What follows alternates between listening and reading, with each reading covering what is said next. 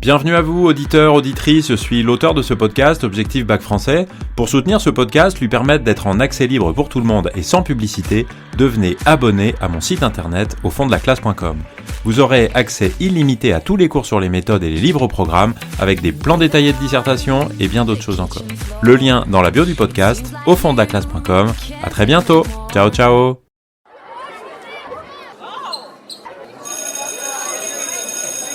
Bonjour à tous, chers élèves et chers amis du site aufonddelaclasse.com. Dans cet épisode, nous allons voir que la pièce de Musset « On ne badine pas avec l'amour » se situe dans un cadre idyllique et tout à fait charmant. You lay there on the kitchen floor. It seems like you can't take no more. I'm sorry, but when my hands Alors pour montrer, comme on l'a fait déjà dans les épisodes précédents, que cette pièce de Musset, On ne badine pas avec l'amour, est une pièce qui se présente de manière légère, on peut même dire ludique, en lien avec l'idée du jeu qui est au cœur du parcours du programme, eh bien on peut s'intéresser aussi au cadre. C'est-à-dire au théâtre, le décor. Et le décor, il est formé par le décor lui-même, s'il y en a un, mais c'est pas vraiment indiqué dans cette pièce qui n'a pas beaucoup de didascalie, pas beaucoup d'indications scéniques, mais c'est indiqué aussi par les répliques, qui sont très nombreuses à évoquer le paysage dans lequel se passe cette pièce et les lieux.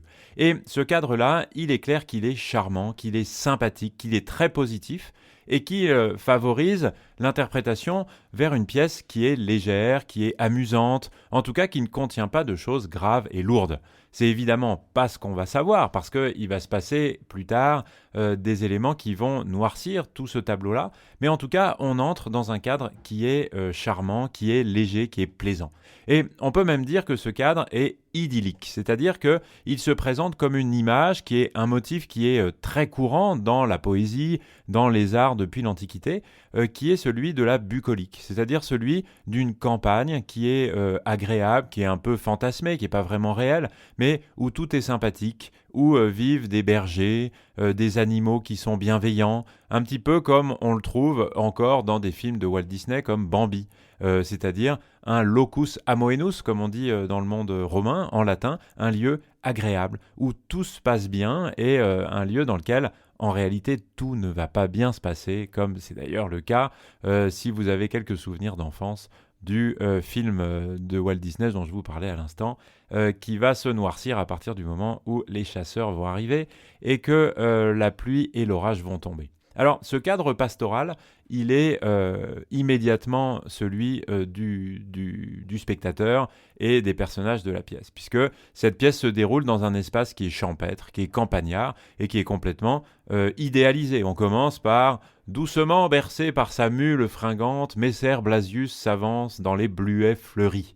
On a donc deux éléments qui campent tout de suite ce décor. D'abord, l'animal sympathique sur lequel est monté Blasius, et puis les fleurs, bien sûr, les bluets fleuris. De la couleur, tout ça, c'est des éléments de décor qui sont très légers, mais qui créent tout de suite cette ambiance bucolique qui est dans la mémoire collective, y compris la nôtre aujourd'hui. Et puis, si on prend quelques citations un petit peu plus tard, dans la scène 4 de l'acte 1, Perdiccas s'exclame « Voilà ma chère vallée, mes noyers, mes sentiers verts, ma petite fontaine. » Vous voyez que la vallée, les noyers, les sentiers verts, la petite fontaine apparaissent à l'esprit du spectateur, même si le décor ne les montre pas forcément. Après, c'est un choix du metteur en scène ou de la metteuse en scène.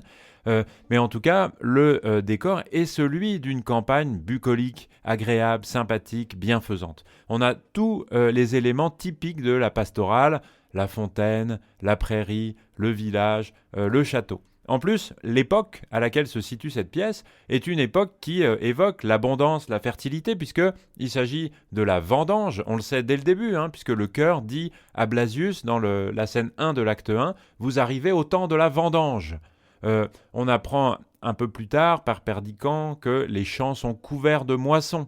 C'est dans la scène 3 de l'acte 3. Et cette temporalité, elle évoque encore une fois une période qui est faste, une période qui est agréable, qui est celle de la fertilité des champs, de l'abondance, de la fête après les travaux.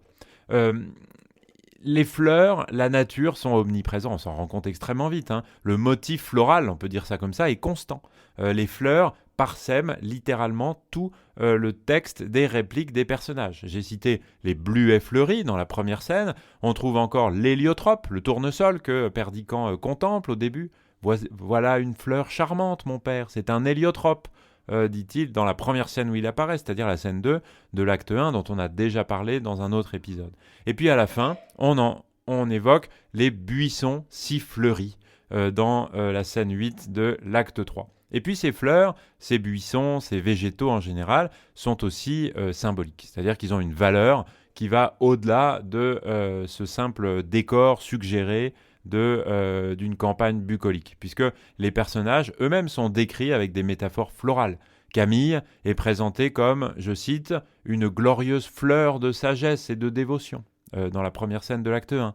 Dans la même scène, Perdiccas revient, je cite encore le texte, « la bouche toute pleine de façons de parler, si belle et si fleurie ». Vous voyez que fleurie, ici pour parler de sa manière de parler, lui qui revient de l'université, et puis évoquer Camille comme une glorieuse fleur de sagesse et de dévotion, eh bien ça reprend ce thème, ce motif floral. Et puis la fleur par excellence, c'est évidemment Rosette, dont le nom, Rosette, évoque évidemment une fleur, et ce personnage incarne la nature à l'état pur. On en reparlera, mais c'est celle qui est innocente, celle qui représente l'humain à l'état de nature, état qui est bien difficile à retrouver, et c'est ce qui va créer la tragédie finalement qui va se développer dans la suite de l'histoire. Et puis c'est un espace aussi, celui de la pièce de Musset, de l'enfance idéalisée, puisque le lieu où se passe cette scène, c'est le lieu des souvenirs heureux. Perdiccas retrouve avec émotion les lieux de son enfance. Je vous cite par exemple à la scène 4 de l'acte 1, « N'est-ce pas vous qui m'avez porté sur votre dos pour passer les ruisseaux de vos prairies? Vous qui m'avez fait danser sur vos genoux ?» C'est Perdiccas qui dit ça à la population du village. « Te souviens-tu de nos parties sur le bateau? Viens, nous descendrons jusqu'au moulin. » dit-il encore une fois pour emmener d'autres personnages dans sa promenade, qui est finalement des retrouvailles en fait, qui constituent des retrouvailles très émouvantes avec les lieux de son enfance, et aussi dans l'acte 1, c'est la scène 3. Et puis ce lieu, ce cadre, il est habité par une communauté un peu idéale. C'est-à-dire que le château plutôt, et ses environs forment une petite communauté harmonieuse. Il y a les paysans, ceux qui ont élevé Perdiccas, c'est comme ça qu'ils apparaissent dans la pièce. Le chœur, bien sûr, qui représente une voix collective des gens du lieu, et une voix qui est bienveillante.